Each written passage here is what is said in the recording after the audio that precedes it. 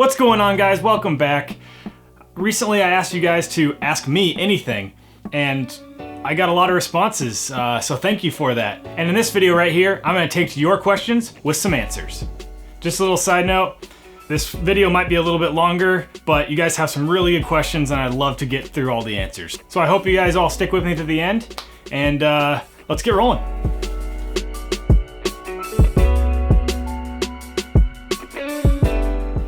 All right, so for the first question, how old are you? I am 34 years old. I just recently posted a birthday video. If you haven't checked that out, I do 34 tricks for my 34 years of age. But yeah, 34 years old. How long have you been riding? Oh, let's see. It's hard to tell when I started riding. I believe I was probably 5 or 6. It was back in the early 90s, basically when rollerblades started becoming a thing. It was all the rage, so like any young kid, I wanted to start skating. So I jumped on some old rollerblades and rode all the way through my, let's see here, sophomore year of high school. I think it was my sophomore. So I hurt myself, so I stopped, hung them up, and then I started riding again just pretty recently, about 3 years ago. So all in all, I would say, I don't know, a decade, 10, 15 years of riding. All right, so the next question is, what made you put your skates on your feet for the first time and convinced you to keep skating? Like I said in the last question, the first thing that made me put skates on my feet was just the whole interest in the early 90s of this new thing called inline skating or rollerblading. So like any other kid my age back in the 90s, we just threw some blades on and got to business. What kept me there though, and what brought me back to it now in my 30s, is just the fact that when you put your blades on your feet, it's just an escape from reality. Your mind is completely focused on what you're doing, because if you're not, then you're gonna hurt yourself. And what that does is takes you out of just the day-to-day worries, troubles, fears, anxieties, everything. I mean, you leave that at the door when you put on your skates and just go for a ride and just flow. I mean, you're free, you're a bird. I expressed it before, I call inline skating or rollerblading my freedom drug. All right, this next one's pretty good. Will you change your name when you turn 40? So funny thing, story behind the name 30+Rollin. I literally wanted to start a YouTube channel, and I just started getting back into inline skating, so I was like, wow, perfect mix. And I really didn't put much thought into the whole name of it. It was literally just, I started back into skating when I was 30. The reason for getting back into skating was because I felt like I was getting old when I hit that 30 marker, and I didn't want age to tell me what I can and can't do, so I got back into skating. And so that just kind of stuck with me, the whole fact that like 30 kind of feels old once you hit that age, but it really isn't a barrier to doing anything in life. And I just kind of want to, hopefully I show that with my videos on my channel. Just, you know, don't let age restrict you from what you want to do. Just get out there and do it. When I do turn 40, you know, it's another 6 years away, so I would imagine things are going to evolve with this channel. When I first started it, I just felt like that name made sense to me and my story, and hopefully made sense to some other people out there. I just really didn't think this was going to take off like it has so far. So, you know, it is what it is. I mean, it's a name. It might evolve, I might rebrand when I turn 40. You know, we'll see what happens in my skating career and, you know, what I have to do. All right, so the next question on the list here is, what's the biggest / craziest trick you've ever done? I would say I am not the most courageous inline skater that's ever walked this planet. I err on the side of safety a lot. Mainly because that's just the way I've been brought up. I have a mother that is super fearful of things. So I have that in the back of my head when I try stuff. I usually don't try to do stuff unless I feel like there's a pretty good chance of me actually making it, and then I'll go through it or take the steps to try it. That being said, that's kind of a roundabout way of saying the craziest thing I've ever done is a misty flip on a box. Wasn't big or too crazy. I mean, literally it was just me going up, just doing it like doing a trampoline, going up on the box, throwing like that, and just kind of doing a cork misty flip on skates. I mean, it was not that cool. Wish I could still do them or had confidence in doing them, but that's something I've left in the past. The next question is, what do you find are your 3 biggest challenges in rollerblading now that I'm 30 plus? I would say that would have to be the fact that my body hurts a lot more. It breaks a lot easier. That being said, my knee issue, just my back, my lower back, everything as you get older just hurts a lot more the next day when you wake up after skating. So that is a huge one. I would say the fact that, kind of piggybacking on that, the lack of me pushing myself. I can't push myself like I did back in the day to advance because, partly because I can get broken easier, but the other part is I have a family now and a mortgage to pay and responsibilities, so I can't just go willy-nilly, go out and try new crazy tricks. I gotta stay pretty low-key with this whole skating thing so that I can do it and still live a normal life. That's 2. The third one, I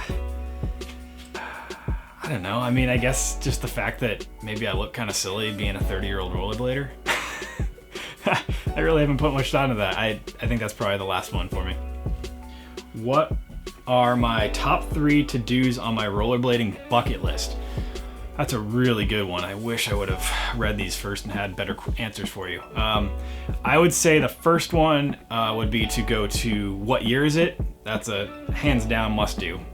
The second one would be try to roll a big air ramp like the ones at Woodward. I just think that would be a really fun experience. I did do one at Woodward, but it was a smaller big air one. I'm talking like the bigger ones that Haffy did on his video. Not the big side, maybe the smaller side, but still a big air ramp would be fun. I guess the third one is just what I'm doing now. Having a YouTube channel or presence that I can help inspire others and do my part to get skating back to where it was, and maybe not where it back to was in the 90s, but like just bring skating back to being a normal activity for people of all ages in the United States and around the world. The next question is alley-oop unity or Savannah? I'm a firm believer in just keeping things simple and calling them what they are, even if it's a longer name. So I'm gonna go with the alley-oop unity, just because if you know what a unity is and you know what alley-oop is, you can put that together in your mind and understand what you're talking about. I'm not a huge fan when we start breaking off things and calling them these special names. I think it does a disservice to our sport because it makes it harder and less approachable for people getting into it and to understand what trick names are and to kind of follow people calling out tricks, whether watching it on TV or playing a game of Blade or something. It creates this barrier of understanding, and I'm not a fan of that. All right, next one. Do you have any tips for overcoming your fears while doing new tricks? Yeah, my tip is to basically just overcompensate for the mental space. So basically, if I'm gonna try a new trick, I'm going to run that trick over and over again in my mind before I even try to do the first step to trying the trick. So for instance, let's just say top sole on coping or something. What I'm gonna do is I'm going to top sole make sure I can do topsouls on everything else that is, you know, easy to do it on. Just really make sure I have that mind muscle connection in my feet with every single time I am hitting and locking that topsoul. And then, you know, before I even start rolling up on the coping and trying it, I'm literally just going to run it over and over again in my mind, how I'm gonna roll up on the coping, and as I'm coming up, what I'm doing. Like, I'm literally just, it's a mental game. And once you kind of trick your mind into believing you've already almost done it, I would then try to start doing it slowly, rolling up, kind of just getting the idea for it, putting my skates on, rolling away. I mean, really, it's just an incremental thing. It's very small. No blader should ever just be like, I want to do X, and just go try it, because that's a good way to hurt yourself and then be out for a long time. Just take it slow, really, really go over it in your mind, and just take incremental steps. All right, so the next question is, how do you recover after skating at high intensity? Any post-workout? You know, I should be a little better at doing this, especially in my older age now. I do stretch before every skate, but I don't stretch after every skate. I do go home, and I usually will take like a protein shake or just something that helps recover. I really don't have some kind of set thing that I do after every skate. Something I should probably look into and start doing. Next question, any interest in becoming a certified skate instructor? Funny you asked that, because I was just talking to my wife today about it, and my thought on becoming an instructor is the fact that I want to start making how-to videos, but I want to make them in a way that is the best way to teach this stuff. And I want to have confidence in what I'm telling you to do, and not just off of how I have done it. Does that make sense? So I basically want to have the skills and the knowledge and kind of the curriculum, if you will, to teach you this stuff. I have a full index of stuff I want to teach, but I really want to get a professional's like insight on it and teach from that kind of level. So the short answer to your question is yes, I do want to become certified,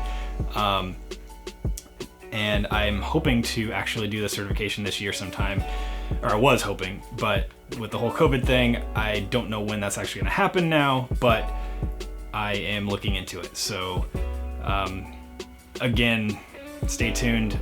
A lot of you have been asking me about more tutorials and stuff.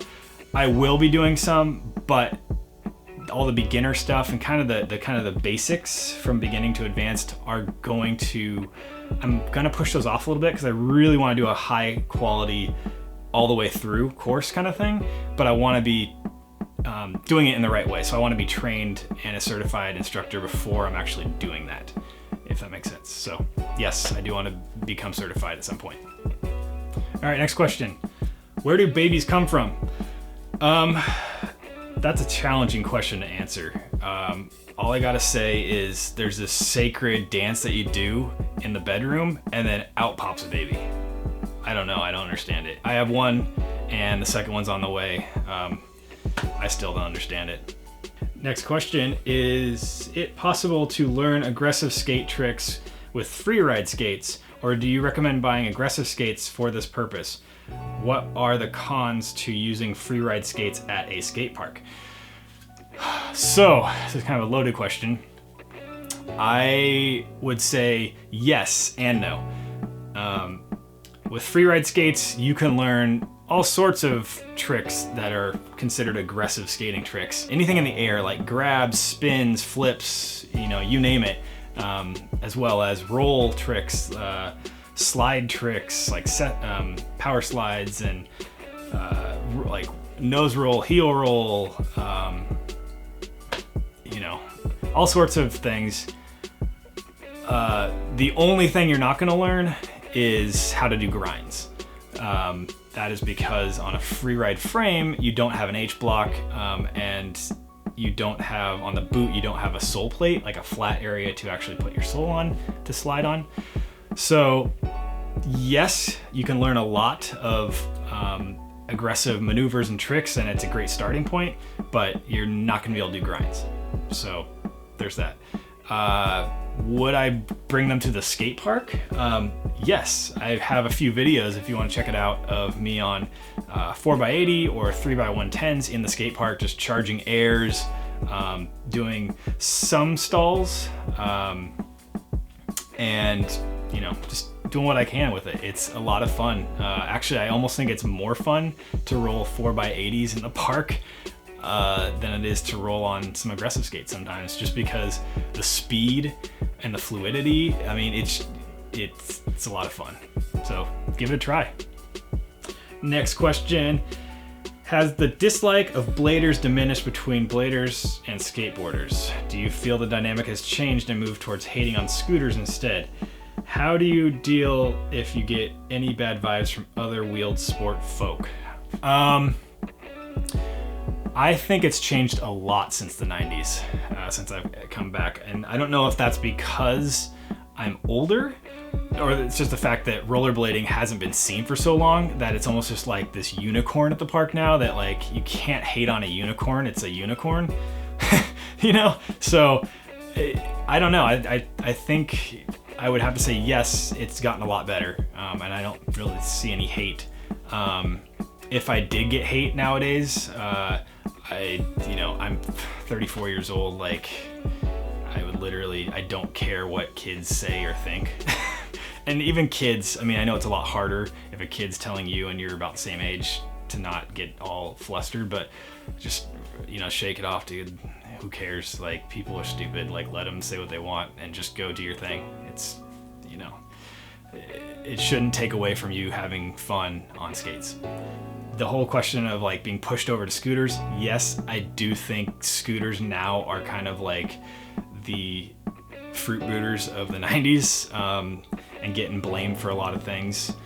That being said, I don't think it's the sport necessarily that is creating that issue. I think it's the fact that there are so many more scooters nowadays, and that because there's more scooters, there's a lot more younger scooter folk, and those people don't understand the etiquette so much of a skate park and how to watch for lines of others and how to stay out of the way. So yes, they do get a lot more flack, but it's not the sport scooter. Like, there's nothing wrong with the sport scooter. It's the fact that there's just more younger kids doing it, and they just need to be taught how to navigate a skate park and be at a skate park in the right way. All right, so the next question is, how do you stride? Where do you keep your weight when you're transitioning from the push off of a foot onto the gliding foot? Do you recommend putting your weight on a certain wheel when you push off on your stride?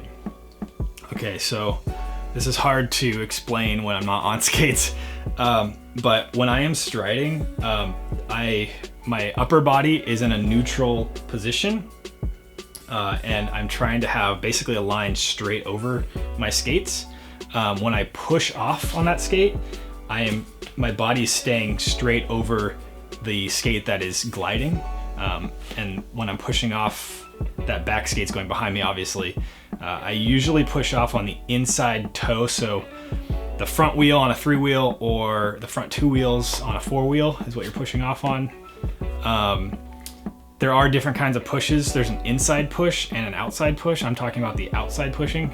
Basically, yeah, just neutral, bent knees, body is straight over that front, straight over the feet. When you do push, you're staying over your gliding foot and pushing out, and your pushing foot is going behind you. Hope that makes sense. If it doesn't, clarify in the comments below. Next question, when you T-stop, how much weight are you putting on the leading I think that's supposed to be edge. How much weight are you putting on the leading edge versus the dragging skate? Do you bend your knees for stability, keep straight, lean back, or forward? Okay, so here's another one that's gonna be tougher to explain right now without skates on, and without seeing my feet. But basically, when you're doing the T-stop, the skate that you're dragging behind you, when you get into it, you're bending your front knee. That skate leg that's behind you is going to be straight. And all your weight is over that front foot that you're rolling on. And you're slowly transferring that weight back to that dragging foot and pushing down on those wheels, depending on how fast you want to slow down. So you're never leaning back to that foot. The second you lean back to that foot, you might put too much weight and those wheels might catch and roll sideways on you and toss you off. So you're always making sure your body is straight over your gliding foot or your rolling foot, and you're just pushing down on that back skate, depending on how much you want to scrub off speed. All right, so the next question is, should one heat mold their liners before use, or should we skate them first and see how they fit? I'm always a big fan of skating them first just to see if you really need to heat mold them. Not all skates have heat moldable liners, just to let you know. There's only a few that do. So make sure yours are heat moldable before and make sure you follow the instructions of the creator of those before you throw them in the oven or use a rice bag or whatnot to heat mold them. Usually those kinds of heat moldable liners are going to be more stiff. So if your foot isn't perfectly hugged or perfectly shaped to that liner, you're going to get more rubbing points. So you will want to heat mold them so that liner kind of opens up and adapts to your foot shape, and then you're not going to have any hot spots. But yeah, I would roll them first just to see. It's not going to hurt them. But then if you do have hot spots, start heat molding them. All right, so the next question is best bearings money can buy, as cheapest bearings as well. So I would say the best bearings money can buy are going to be some ceramic bearings. They're going to be in the $100 range. I think if you are a big wheel, like fitness skater, ceramic bearings are awesome. But as an aggressive skater or an urban skater that you're jumping a lot and kind of destroying your bearings, I don't think that money's worth it. It's not important. So that goes on to the second part of the question: where are the best budget bearings? One of my favorites are the Bones Red bearings. They're like $20, and they're serviceable.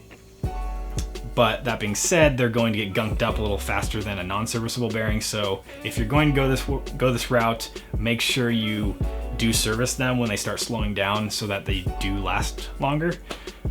They're a great bearing. A lot of people roll them. Another bearing that is great that I haven't tried, but Travis of Blader Union swears by, are just the ILQ 9 bearings, just the standard non-branded ones. I think he said he could find them on things like Amazon, and I think so, something like that. But just the non-branded ILQ 9 ABEC 9 bearings, I guess are great because they're cheap and they're super fast. So haven't tried them, but go ahead if you will. Next question: what can you do when your skates don't fit your feet? Specifically, if they push on my arches, which leave blisters. Also, my heel tends to slip or can move quite a bit when I'm skating. All right, so you got maybe a couple issues here. I'm not an expert skate boot fitter, so this is just my personal opinion. But you may have a boot that is too big, one, because you're slipping around in it and your heel is moving. Not sure if you have a 45-degree strap on that. If you do, your 45-degree strap's not tight enough to keep that heel down.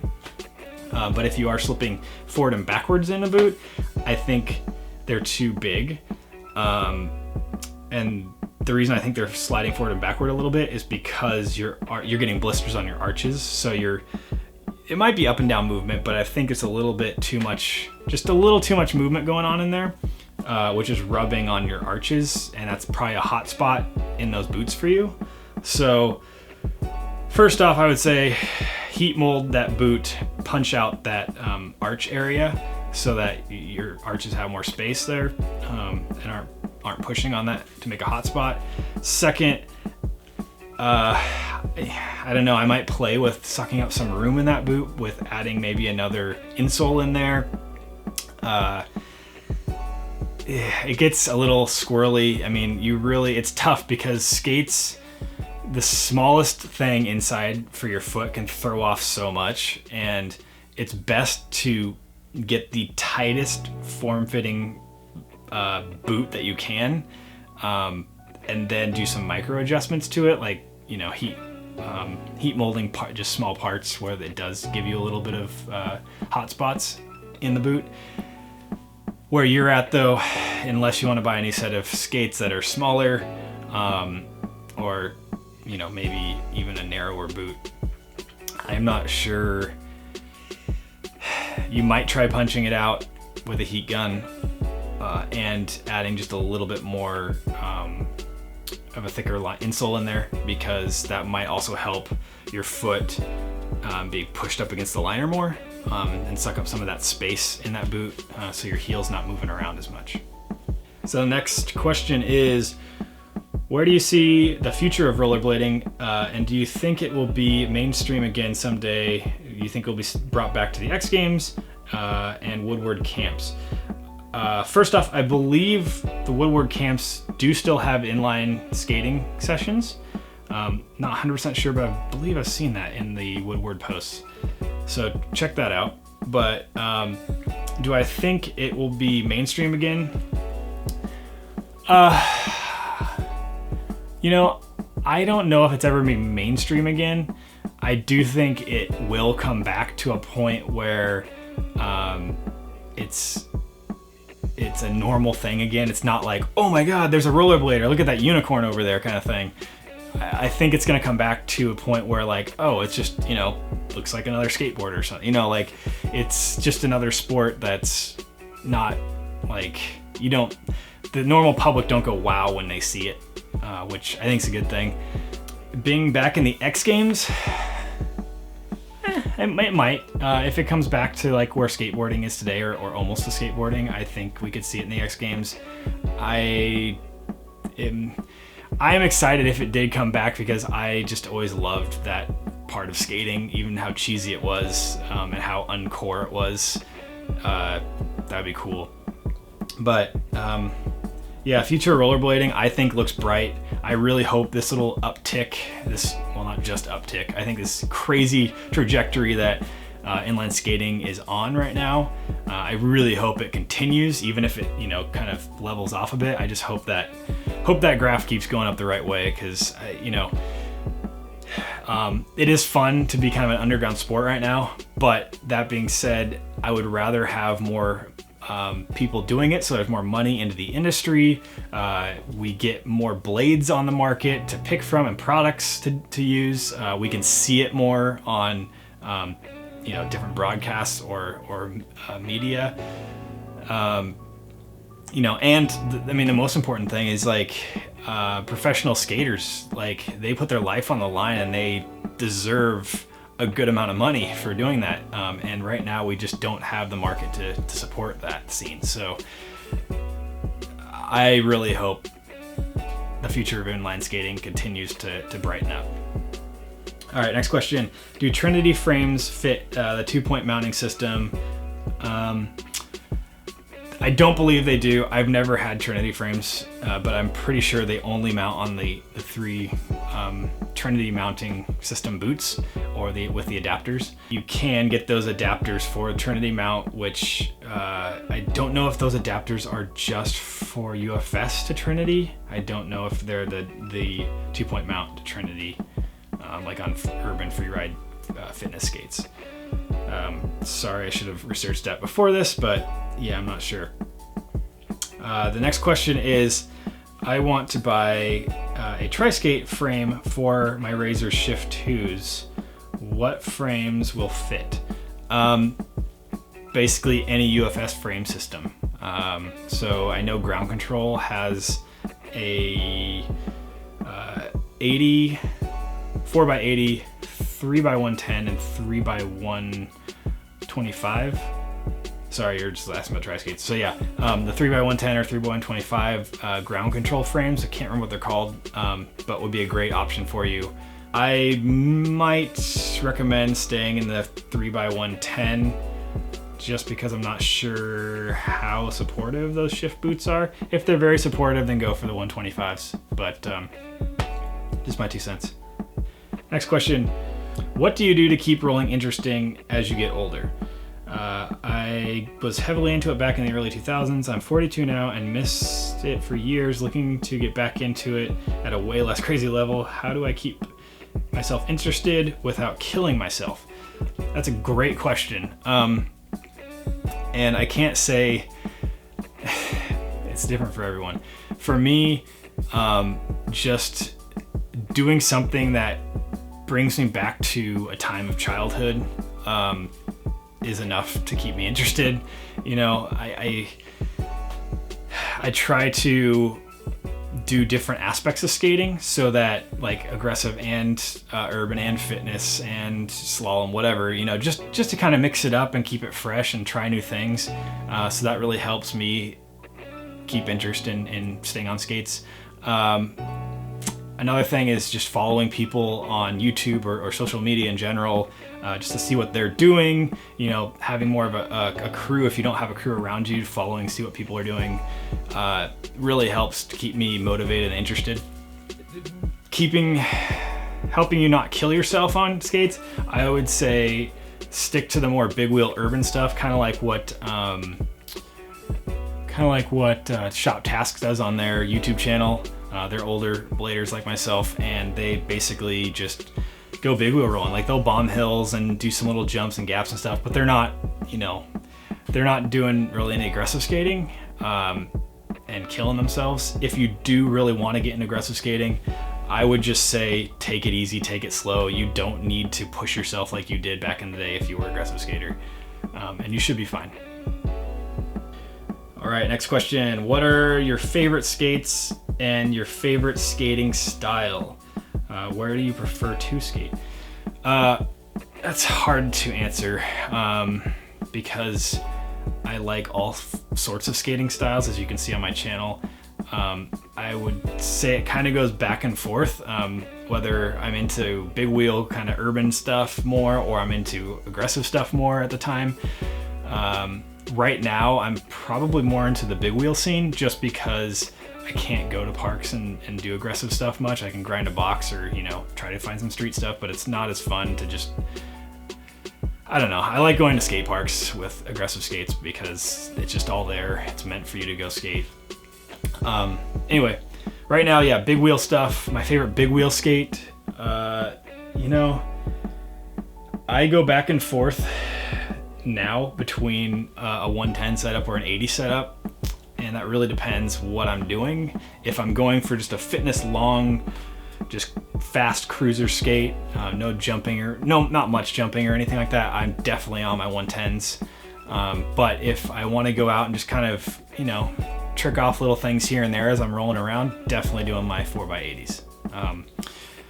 And just since, you know, and I'll throw in the bonus. My favorite aggressive skate at this time are the Rossi's Majestic 12s. And that's really only because, well, one, they're a classic looking boot. They are basically the old rollerblade mold and I love it. But two, they fit my foot perfectly. Are there things about them that I don't like? Heck yes. I wish they had a different sole kit that was a little bit wider, so I could, you know, attempt to do negative tricks and just have a little bit more sole on the outside so I could get boot down on like Royales and stuff and just open up more options for me. All right, next question. As a relative newbie, I'm learning Fakie 3s. When I roll Fakie, I look over my right shoulder, and when I spin a 360, I spin to my left. So when I try Fakie 3s, I have to either throw the illusion spin, which is sketchy as F, or try a switch 3. Which is easier? Which would you try and why? My straight up answer to you would be to throw it switch, because Fakie 3s are the easiest 3 to spin, because you can look over your shoulder and literally spot your landing from the time you launch to the time you land. Any other 360 going like regular, you can't do that because you got to spin all the way around. So I'm gonna push you to basically start doing just 180s to the right, just doing like Fakie 180s to the right, and soon enough you'll just quickly spin that extra 180 and get that switch, Fakie switch 3. The illusion one is, I'm not a big fan of blindly spinning unless you have to do the spin. So that's my input. All right, next question. What skates and wheel size do you recommend for beginners? Also, will you be making more instructional videos? So first off, the instructional video part I mentioned before. I will be making some instructional videos, but beginner instructional videos less so until I'm certified. And then I'm gonna do like a full series that is much more highly produced, I would say. But for now, I would say the specific skates and wheel sizes. There's really no specific skate that I would recommend for a beginner. I would say just, start at a lower budget skate unless you have the money, just because you don't know if you're gonna like this or not right off the bat. For wheel size, I would say, I mean, you could do any, but my personal opinion, I would start on a 4x80. And the reason I would start on a 4x80 is because if you're really a true beginner, the extra height that you get on 3x110s can feel a little wobbly, like you're walking around on high heels. As well as when you push off, it's harder to start getting momentum. And unless you're on a 3x110 frame that is very short, the 4x80 frames are going to be shorter, which are going to allow you to turn easier and not be as wobbly, yada, yada, yada. On top of that, 3x110 frames tend to be a little longer, and when you're starting to learn how to do crossovers, they're easier to clip your toe and heel wheels together, more so than a shorter 4x80 frame. If you want to go a smaller tri-skate, like a 3x90, 3x100, that's probably a good compromise. All right, next question. Have you ever used a heat gun to custom mold your skates? I have the twister edge and was thinking of trying to release some pressure points in the boot. What do you think? Yes, and yes. I am a firm believer of, if you get pressure points in skates, if you have a ton of pressure points in skates, or it's all over and it's overwhelmingly painful, you either have a skate that's too small or it's just not fitting your foot shape, and I wouldn't skate that skate, because heat molding can only go so far, really. I would say yes, I have heat molded. Not the new twister edges. I haven't heat molded those. They actually fit my foot pretty well. But the older twisters before these, I had to bump out that arch, because it came in so early and high that it really put so much pressure on my arch and hurt. So I bumped that out and it felt great. All right, so the last question. Woo. Are you going to do a daddy-daughter skate video anytime soon? You're always pushing her around on your stroller and blades. This is from my wife. I can tell. Yeah, I mean, I throw that back to the community. Would you guys be interested in seeing a video of me pushing my daughter around in the stroller and kind of just showing you what I do when I have her to be able to be on blades? Is that at all interesting to you? I'm happy to make that video, but let me know in the comments below. That was a lot of question answering. Thank you guys who stuck around this long to the end. I really appreciate it, and I hope I answered all your questions in a good enough way. And now that I've answered all your questions, I would like to ask a favor of all you and answer one of mine. And that is, if you like this channel, what do you like about it? And if you could change anything about this channel, what would you change about it? I would love to hear your feedback so that you guys can help shape this channel for me. So yeah, make sure you leave those answers in the comments below. If you guys have any follow-up questions to these answers that I have given as well, please, like always, leave those in the comments below as well. I am always happy to answer your questions. All right, guys, well, that was it. If you guys like this video, you guys know what to do. Like, comment, subscribe, and make sure to ring that bell so you don't miss any of these uploads. And guys, until next time, just keep rolling.